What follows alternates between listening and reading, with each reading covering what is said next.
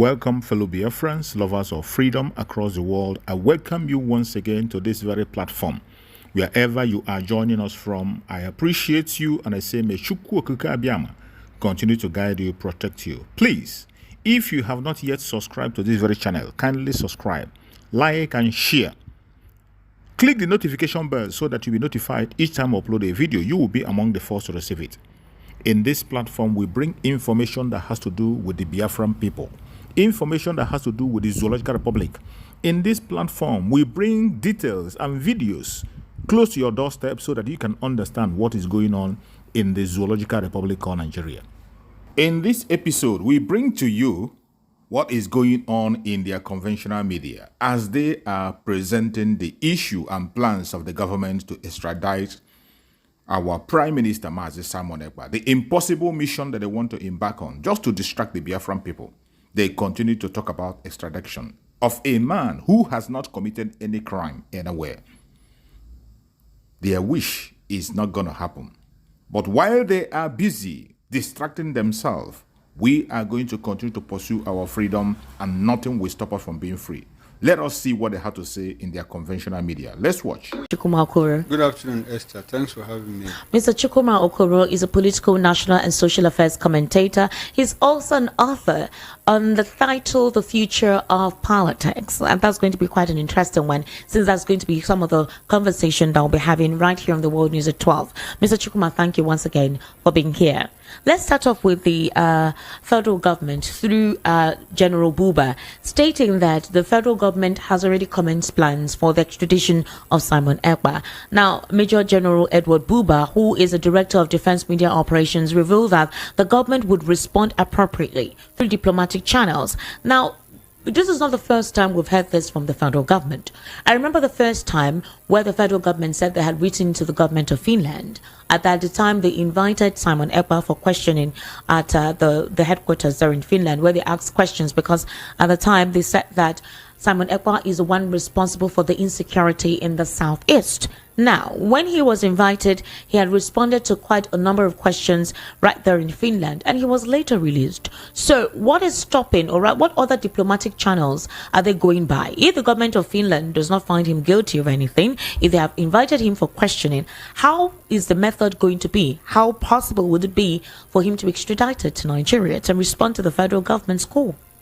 Okay, Esther, it's good that we are getting to hear this from the government. Okay, yeah. You know, and it's a clear departure from the illegality that we witnessed in the past. All right. We have a government that is saying, okay, we are going to follow diplomatic channel, diplomatic protocol to ensure that we bring back this young man to come and answer to charges of terrorism, to charges of hate speech, incitement, and all of that. Like I said, it's good that we are getting to hear this from the government. Okay. But we also had a government that went out of their way to extraordinary rendition of a young man, you know, Nnamdi Kanu, who is now at the center of the drama of whatever insecurity that the government thinks is going on in the southeast. I say that in the light of the fact that, you see, the government is quick to point fingers at people that cause insecurity in certain regions. But the government, at the same time, absorbs itself of the blame that they should carry in fueling insecurity. I've said several times, what the government needs to do is unpack holistically the whole issue of insecurity in different regions of the country. What is causing, or what started the insecurity in the southeast is because a certain group of people, members of this union, felt strongly that they had been excluded, shut out from the resources, from the economic high command of this country, in security apparatus, in whatever, in state creation. Every other region has 6. It's only the southeast that has 5. Despite their contributions to the national wealth, despite their emphasis on the unity of this country, people from the southeast, if you ask me, have demonstrated more faith in the unity of this country than any other group of people. Mr. Chukwu, to buttress what you're trying to say, in the recent security appointments, especially on the president's security team for 2024, there's a list that was out. Now, Southwest dominates. You have more of the North Central and Northwest, including the Southwest. Now, the security team actually shows that in the 15 appointments, Southwest has 6 appointees, Northwest has 4, North Central 2, Northeast 2, and Southeast 1. Just 1. And so how do you expect the people to keep quiet? I think that this president was even magnanimous to give the Southeast 1. In the previous administration, Southeast got nothing. Absolutely nothing. For your recent administration is magnanimous for giving us 1. Wow. You know, in comparison with what happened in the past. And it was the actions of the past leadership of this country that spiked the whole issue of insecurity. And I keep saying, before 2015, Nnamdi Kanu wasn't asking for the Southeasterners to exit this union. His emphasis was on, please, how do we make this union work? Our diversity is a huge asset, is a strength for us. So how can we capitalize on our diversity like you have in the United States, like you have in other parts of the country, and make this place work? But by 2015, a certain man came and said, oh, you people gave me 5% of votes and you don't expect to get, like, people that voted for me 75%. And whatever 97 and 5 meant, I'm yet to understand up until today. But he went ahead to... But like I asked you earlier, if they've not been able to use diplomatic channel to extradite him, I remember I told you he was invited, all right, for questioning in Finland. If that has not taken place, what other method, what other means through which he could be extradited? Because currently he's still in Finland. First of all, you have to understand the fact that Simon Ekpa is Finnish. He's a citizen of Finland. You know, so he has dual nationality. He's Nigerian, he's Finnish. Okay. And if the federal government cannot use diplomatic means like extradition to bring him back, there is no other legal means available except for them to rendition him too. And it's up to the Finnish government to accept that. Okay. Unlike what we are seeing happen between Nigeria and UK in the case of Nnamdi Kanu.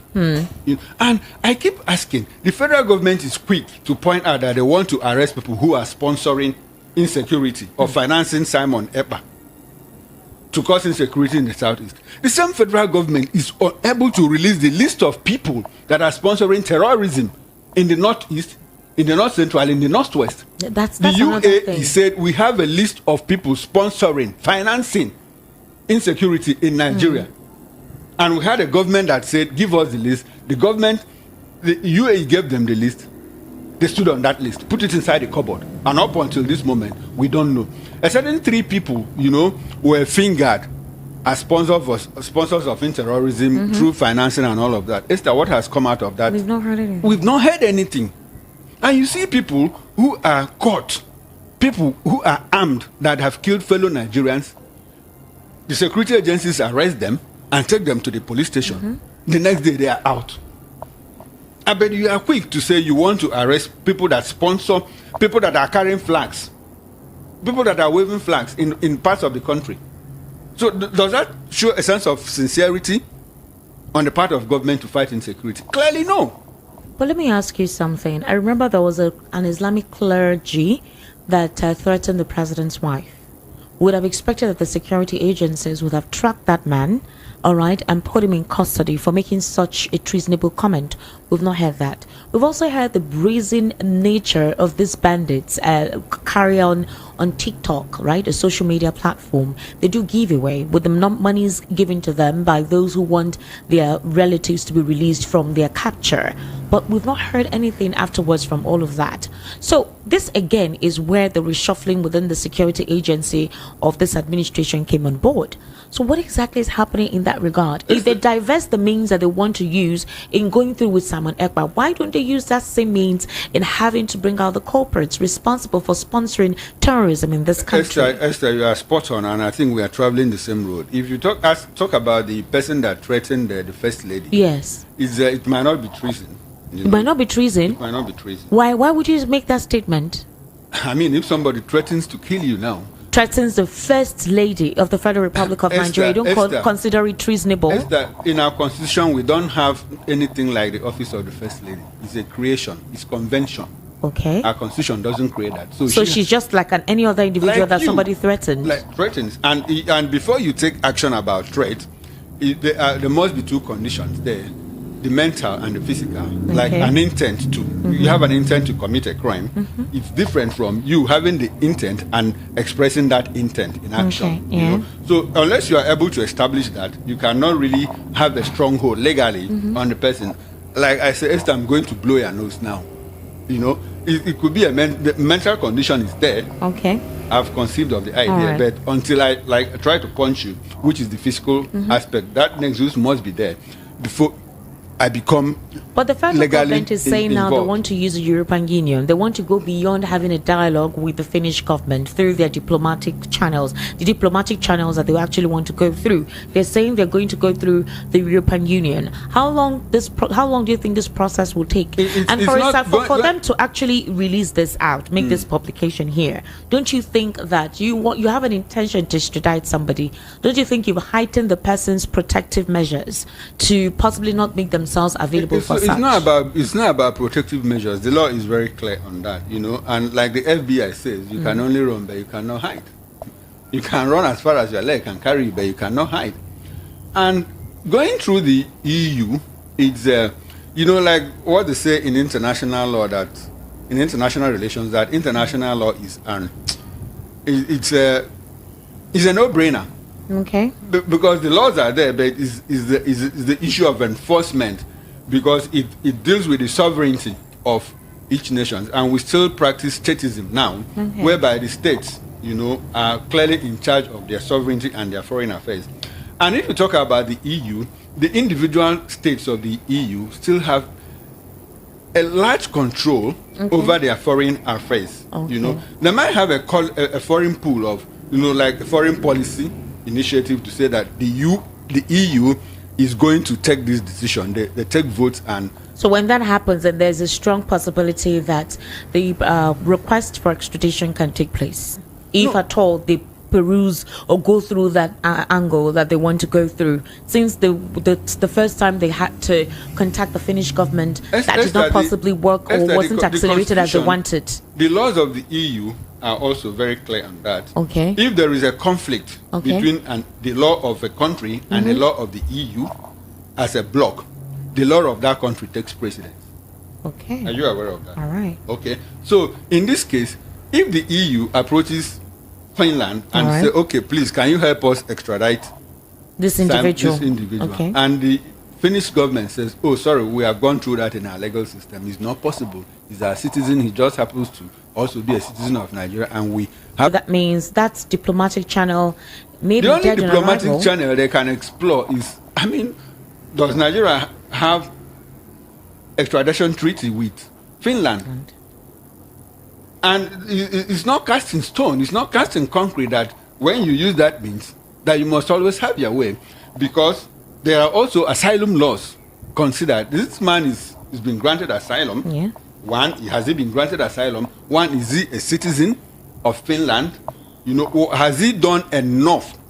What he has done, is it sufficient enough for you to request a Finnish citizen to come to Nigeria and answer questions and possibly sentence him? So these are the things that they are going to consider. I'm not a lawyer. I don't have the final points of the law, but I also do have basic knowledge of the operations of international law. In the case of Nnamdi Kanu, he's to appear in court next month. Very close. September is here, possibly towards the end of September. And the idea at that time is to see that last time he appeared in court was about a political resolution. How possibly the federal government and the legal team of Nnamdi Kanu can have a conversation, some conditions or some requirements will be talked about and signed, and look for his possible release. With all that has been happening, the end-bad governance protest, the Nigerian military, the Nigerian Navy, all the security apparatus being heightened, do we see that possibility this September? Is there a plausibility that something of that note can actually take place? Esther, if the federal government is interested in releasing Nnamdi Kanu, they would. Using the political means, I'm not sure they will allow the case to linger up until this Okay. moment. So going to court has become more like a deja vu for us. It's like we just wake up and say, "Oh, okay, we are going to court again." All right. And next month, okay, we are going to court again. So if they are interested in following the political means to resolve the crisis, they will do that Do sincerely. you think the change within the Nigerian Security Agency, the sack of Brgie, the sack of the NIA, because those were the individuals that were responsible for his extraordinary rendition, do you think this change will culminate to in a positive light, to possibly seeking that avenue to work in September? The change had nothing to do with Nnamdi Kanu. We are just getting to hear that from Ejimako, yes. Aloy Ejimako, Yes. his lawyer, that these were the individuals that were behind his extraordinary rendition. And of course, for political watchers, they didn't need to travel far to know that.